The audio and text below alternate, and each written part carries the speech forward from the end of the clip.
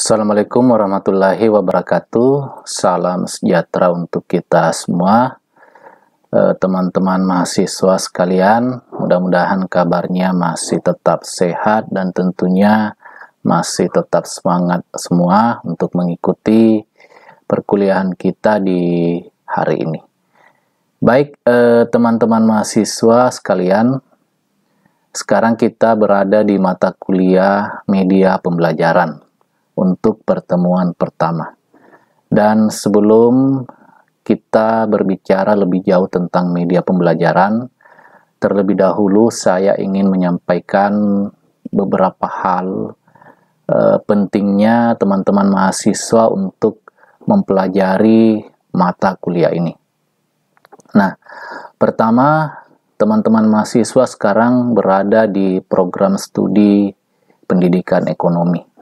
Jadi background kita adalah kependidikan, di mana saat ini teman-teman mahasiswa dipersiapkan untuk kelak menjadi tenaga pendidik atau guru. Nah, oleh karena itu, sebelum teman-teman terjun ke bidang itu, jauh sebelumnya teman-teman perlu memahami dengan baik mengenai konsep media pembelajaran. Karena tugas sebagai seorang pendidik atau guru adalah melakukan proses belajar mengajar atau pembelajaran di dalam kelas. Nah, dan salah satu faktor pendukung suksesnya pembelajaran yang bisa kita lakukan yaitu dengan ditunjangnya berupa media pembelajaran sebagai sarana atau alat yang bisa memfasilitasi antara sumber belajar dengan peserta didik sebagai pembelajar. Nah, oleh karena itu, sebagai calon pendidik, teman-teman mahasiswa perlu memiliki pengetahuan dasar atau pengetahuan konsep tentang media pembelajaran. Nah, itu. Baik teman-teman mahasiswa sekalian, untuk pertemuan pertama ini diharapkan setelah teman-teman mahasiswa mengikuti materi ini, mahasiswa mampu menjelaskan pengertian media, mahasiswa mampu menjelaskan pengertian pembelajaran, dan mahasiswa mampu menjelaskan pengertian media pembelajaran, dan mahasiswa mampu menjelaskan urgensi media dalam proses pembelajaran.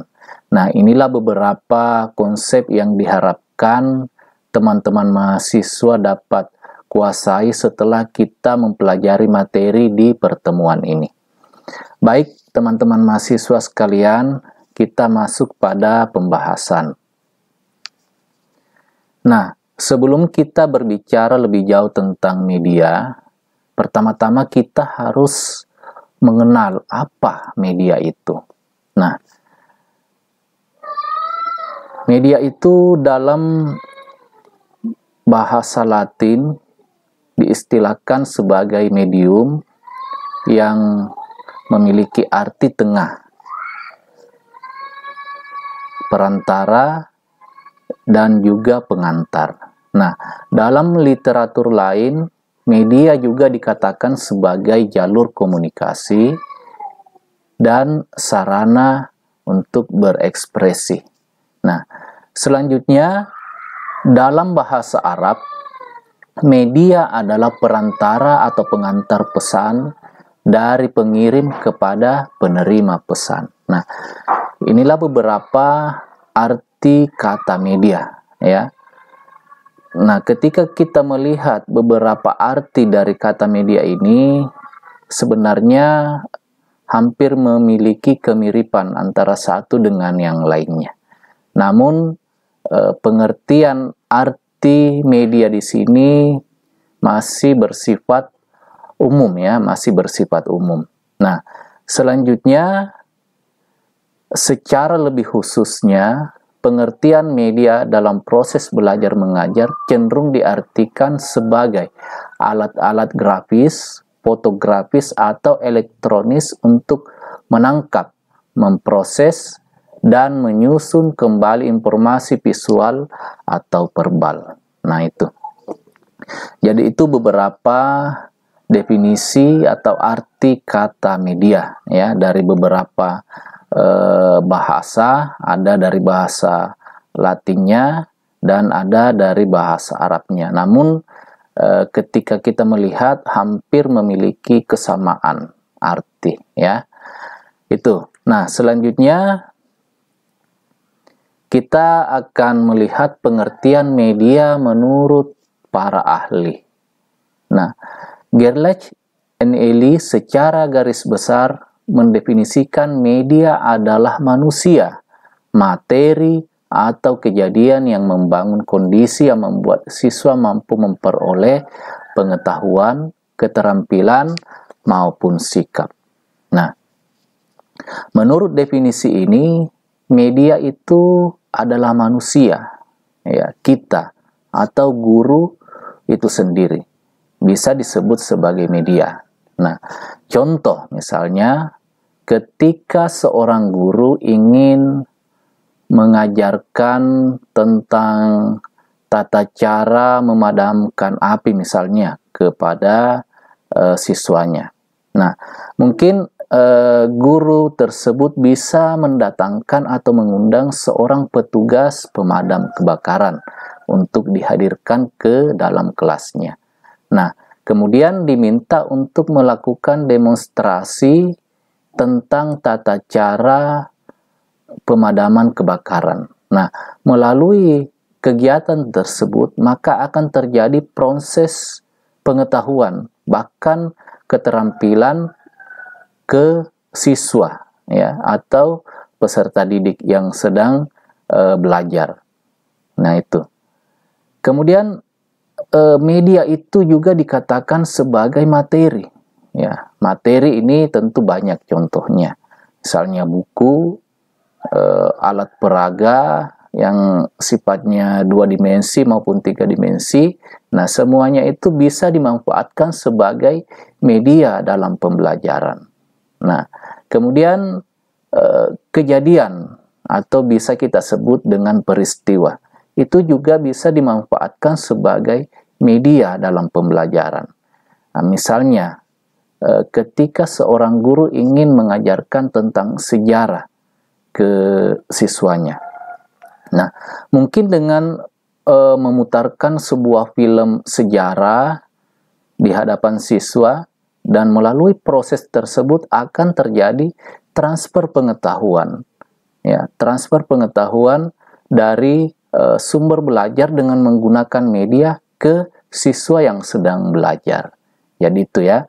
Jadi media adalah manusia, materi, atau kejadian yang bisa digunakan agar mampu membantu siswa dalam rangka memperoleh pengetahuan, keterampilan, atau sikapnya. Nah, definisi selanjutnya dikemukakan oleh Arset menyebutkan bahwa guru, buku teks, dan lingkungan sekolah merupakan media. Nah, definisi ini memiliki kemiripan dari definisi yang pertama, bahwa guru, buku teks, dan lingkungan sekolah merupakan media. Jadi guru itu sendiri sebenarnya media. Bahkan guru itu merupakan media yang sangat penting atau media utama dalam proses belajar mengajar. Karena guru itu sebagai seorang pengajar, dia juga sebagai seorang mediator, ya, mediator dalam proses belajar mengajar. Nah, kemudian buku teks. Nah, buku teks ini tentu sering kita jumpai dalam proses belajar mengajar. Bahkan buku teks ini sering dijadikan media utama dalam proses belajar mengajar. Dan lingkungan sekolah atau lingkungan yang ada di sekitar sekolah. Baik itu halaman sekolah, taman, kebun sekolah, dan tempat-tempat lain yang ada di sekolah yang mungkin bisa dimanfaatkan sebagai media dalam proses belajar mengajar. Nah, selanjutnya definisi media pembelajaran menurut Association for Educational Communication and Technology atau disingkat dengan AECT, mengatakan bahwa media adalah segala sesuatu yang digunakan orang untuk menyalurkan pesan. Nah, definisi ini sedikit bersifat lebih umum ya, tidak hanya terkhusus dalam proses belajar mengajar, karena dikatakan bahwa media adalah segala sesuatu yang digunakan orang untuk menyalurkan pesan. Ya, jadi mungkin contohnya smartphone, komputer atau laptop, semuanya itu bisa dimanfaatkan untuk menyalurkan pesan. Nah, itulah media ya.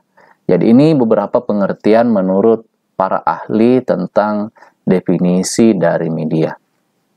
Nah, teman-teman mahasiswa sekalian, kita lanjut pada kesimpulan. Nah, dari beberapa definisi tentang media di atas, maka dapat ditarik kesimpulan bahwa media adalah segala sesuatu yang menjadi sarana perantara dan pengantar informasi dari sumber kepada penerimanya. Jadi itu definisi tentang media. Baik, teman-teman mahasiswa yang saya hormati, kita lanjut pada apa itu pembelajaran. Nah, tadi kita sudah membahas tentang media, sekarang kita akan mencari tahu apa itu definisi dari pembelajaran. Nah, definisi pertama, pembelajaran dikatakan sebagai peristiwa yang di dalamnya terdapat kegiatan belajar dan mengajar, ya, atau terjadi proses belajar mengajar antara pendidik dan peserta didik. Maka itu dikatakan sebagai pembelajaran. Nah, definisi selanjutnya bahwa peristiwa yang memfasilitasi kegiatan belajar. Itulah yang disebut dengan pembelajaran. Nah, definisi ini dikemukakan oleh Gagne, Wenger, Goltz, and Keller yang mengatakan bahwa peristiwa yang memfasilitasi kegiatan belajar. Nah, definisi selanjutnya, pembelajaran adalah proses yang sengaja dirancang untuk menciptakan terjadinya aktivitas belajar dalam individu. Nah, jadi ini 3 definisi tentang pembelajaran yang dikemukakan oleh beberapa ahli. Nah, baik teman-teman mahasiswa sekalian, dari beberapa definisi tersebut, kita bisa menarik sebuah kesimpulan tentang definisi pembelajaran bahwa peristiwa yang di dalamnya terjadi proses belajar dan mengajar. Jadi itulah yang dimaksud dengan pembelajaran. Nah, dari penggabungan kedua kata tersebut antara media dan pembelajaran, sehingga menjadi media pembelajaran, kita bisa menarik beberapa definisi bahwa media pembelajaran adalah alat yang membantu proses belajar mengajar sehingga dapat mencapai tujuan pembelajaran dengan lebih baik dan sempurna. Itu. Jadi media pembelajaran pada dasarnya adalah alat, ya, alat bantu dalam proses belajar mengajar agar tujuan pembelajaran yang telah dirumuskan sebelumnya bisa tercapai dengan baik dan sempurna. Itu. Nah, definisi selanjutnya menurut National Education Association, ya, mengungkapkan bahwa media pembelajaran adalah sarana komunikasi dalam bentuk cetak maupun pandang dengar, termasuk teknologi perangkat keras. Nah, itulah yang dikatakan dengan media pembelajaran. Jadi sarana komunikasi, ya, sarana komunikasi. Tadi telah disinggung di awal tentang definisi media bahwasanya media itu adalah sarana komunikasi, ya, dalam bentuk cetak. Nah, cetak maksudnya di sini mungkin dalam bentuk buku, koran, majalah, dan media cetak lainnya, maupun pandang dengar. Nah, pandang dengar maksudnya di sini audiovisual, ya. Selain kita bisa melihat, kita juga bisa mendengar, ya. Jadi mendengar tentang pengetahuan atau materi yang sedang disampaikan. Nah, termasuk teknologi perangkat keras. Nah, mungkin misalnya di sini teknologi komputer atau dengan menggunakan LCD proyektor. Jadi itu tentang media pembelajaran menurut National Education Association. Nah, selanjutnya media pembelajaran dikatakan sebagai sesuatu yang menyalurkan materi pelajaran merangsang pikiran, perasaan, minat, dan perhatian siswa. Ya, itu. Jadi media pembelajaran adalah sesuatu yang dapat menyalurkan materi pelajaran, bisa merangsang pikiran. Karena salah satu fungsi dari media adalah bisa merangsang pikiran si pembelajar atau siswa yang sedang belajar. Nah, kemudian selain bisa merangsang pikiran, juga bisa merangsang perasaan, ya, dapat membangkitkan minat atau motivasi dan perhatian siswa dalam proses belajar mengajar. Karena perlu teman-teman mahasiswa ketahui bahwa dalam proses belajar mengajar yang dilakukan oleh guru itu akan sangat berbeda ketika seorang guru menggunakan sebuah media dan tidak menggunakan media. Akan sangat berbeda, baik proses maupun hasilnya. Nah, ketika seorang guru bisa memanfaatkan atau menggunakan media dalam proses belajar mengajar, apalagi media yang digunakan adalah media yang cukup menarik, maka ini akan menimbulkan semangat atau motivasi yang besar dari para siswa untuk mengikuti proses belajar mengajar dibandingkan seorang guru yang hanya mengajar sekedar mengandalkan ceramah saja. Jadi itu hasilnya tentu akan berbeda, ya. Nah, itu tentang media pembelajaran menurut beberapa ahli. Nah,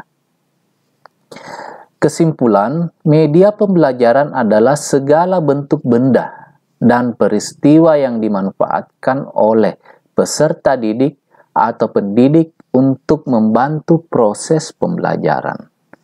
Jadi, saya rasa sudah jelas sekali tentang konsep mengenai definisi media pembelajaran, ya, bahwa media pembelajaran itu adalah segala bentuk benda, ya, segala bentuk benda dan peristiwa yang bisa dimanfaatkan oleh peserta didik bersama dengan pendidik atau guru dalam membantu proses pembelajaran di kelas. Nah, itu. Saya rasa definisi untuk media pembelajaran sudah jelas. Dan sekarang sebagai tambahan informasi, saya akan memberikan sedikit tentang alur penggunaan media. Nah, jadi teman-teman mahasiswa bisa memperhatikan di layar slide bahwa seperti inilah alur penggunaan media dalam proses belajar mengajar. Pertama, sumber pesan. Nah, sumber pesan itu adalah guru atau pendidik yang sedang mengajar dalam rangka mentransfer pengetahuan kepada siswa, ya, sebagai pembelajar. Nah, kemudian media, ya, media itu berisi tentang pesan. Pesan itu bisa berisi materi, pengetahuan, keterampilan, dan lain-lain sebagainya yang bisa sampai pada siswa sebagai penerima pesan. Jadi media itu posisinya berada di antara sumber pesan dan penerima pesan. Jadi seperti inilah alur penggunaan media dalam proses belajar mengajar.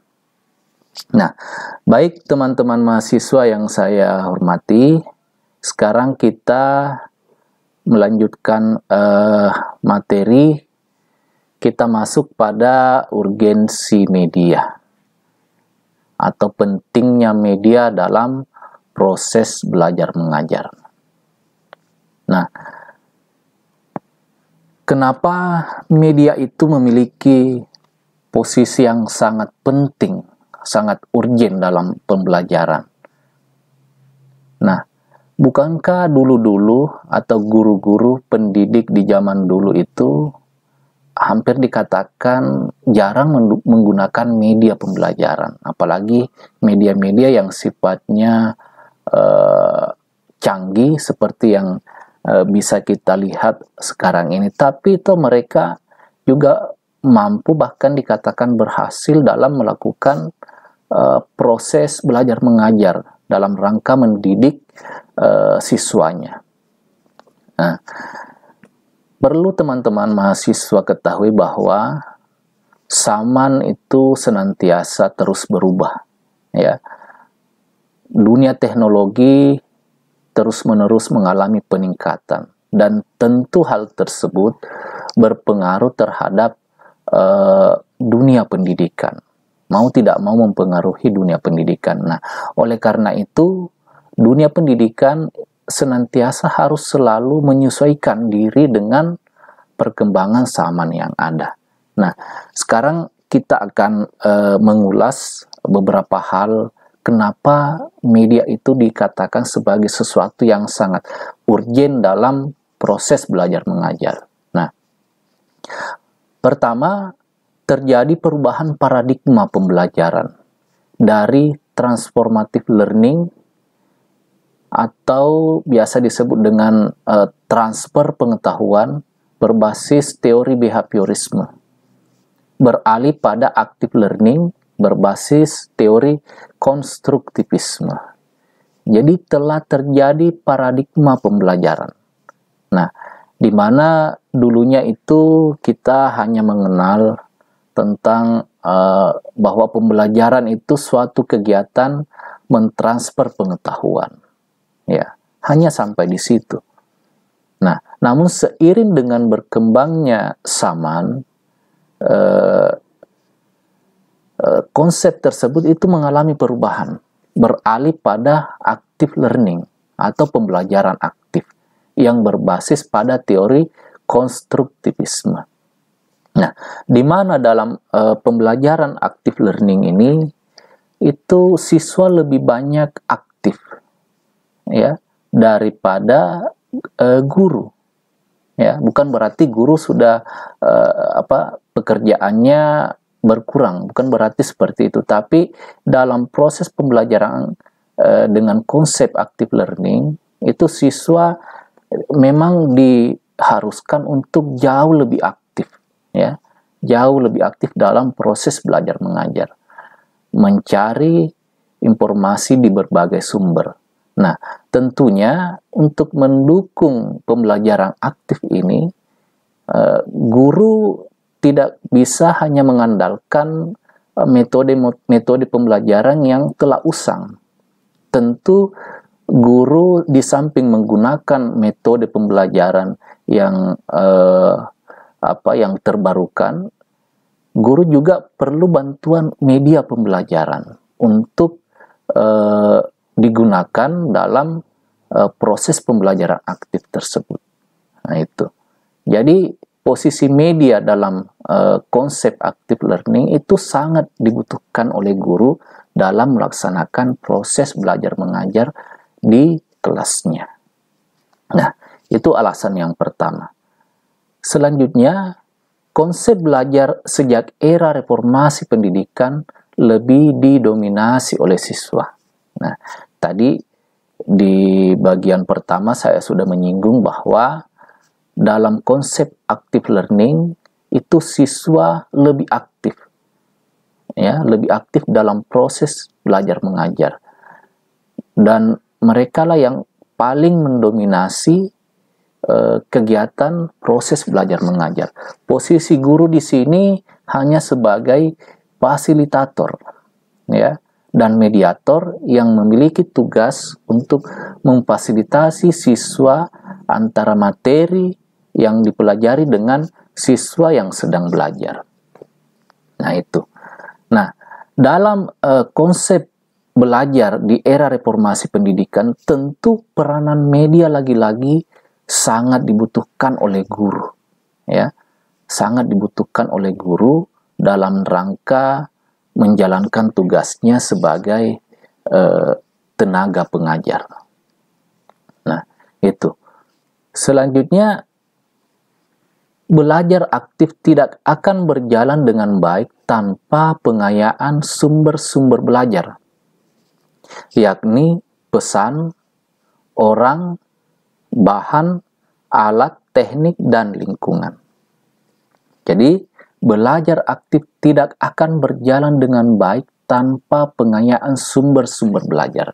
Nah, sumber-sumber belajar ini disebut dengan media, ya, disebut dengan media, yakni pesan, orang, bahan, alat, teknik, dan lingkungan. Jadi dalamnya itu lagi-lagi media memiliki peran yang sangat besar, yang sangat urgen dalam proses belajar mengajar, dalam proses belajar aktif. Nah, itu. Nah, baik teman-teman mahasiswa sekalian, dengan demikian guru memiliki kewajiban untuk menyampaikan pengetahuan, pengalaman, dan pandangannya terhadap bahan yang dipelajari siswa dengan waktu yang seefisien mungkin.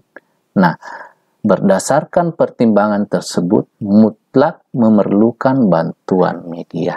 Nah, jadi jelas sekali kita bisa melihat bahwa betapa pentingnya, betapa urgennya posisi media dalam proses belajar mengajar, khususnya dalam konsep belajar yang berlaku saat ini, yaitu belajar aktif atau active learning dengan berbasis teori konstruktivisme.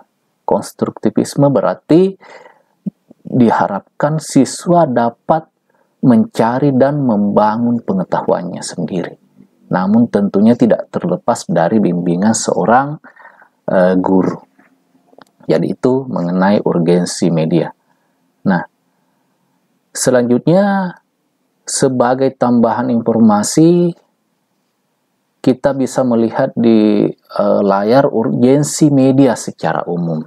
Nah, di sini ada 5. Pertama, sebagai alat bantu dalam proses pembelajaran. 2, memudahkan guru dalam mengefektifkan waktu. 3, mempermudah guru menyampaikan pesan secara jelas kepada peserta didik atau siswa. 4, menarik perhatian siswa dalam proses pembelajaran. 5, mempermudah siswa dalam memahami proses pembelajaran yang disampaikan. Nah, jadi jelas sekali mengenai urgensi media. Dan baik teman-teman mahasiswa sekalian, untuk pertemuan ini kita sudah belajar bersama membahas materi tentang konsep media, definisi media pembelajaran, dan bagaimana alur media dalam proses pembelajaran, serta urgensi media dalam menyukseskan proses belajar mengajar di kelas. Nah, mudah-mudahan ketiga konsep ini bisa teman-teman mahasiswa pahami, dan mungkin suatu saat nanti ketika teman-teman mahasiswa menjadi seorang pendidik, menjadi seorang guru, nah konsep ini bisa kalian implementasikan dalam menjalankan tugasnya. Nah, baik teman-teman mahasiswa sekalian, sebagai tugas untuk pertemuan kita yang pertama ini, buatlah sebuah makalah dengan tema media pembelajaran dan urgensi media pembelajaran. Jadi makalahnya silakan dibuat minimal 20 halaman. Dan 20 halaman ini dimulai dari bab 1 sampai bab 3 daftar pustaka. Nah, teman-teman mahasiswa sekalian, mungkin ini yang bisa saya sampaikan untuk pertemuan pertama ini, dan kita akan bertemu lagi di pertemuan kedua, tentu masih dengan mata kuliah media pembelajaran. Baik, sekian dari saya. Assalamualaikum warahmatullahi wabarakatuh.